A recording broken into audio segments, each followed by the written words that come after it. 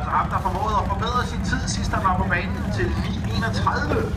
Problemet er bare, at hvis han skal op og vinde, så skal han slå René Jespersen, som sidste gang forbedrede sin tid til 8:19. Der er altså et stykke vej op, det bliver vi nødt til at sige. Ja,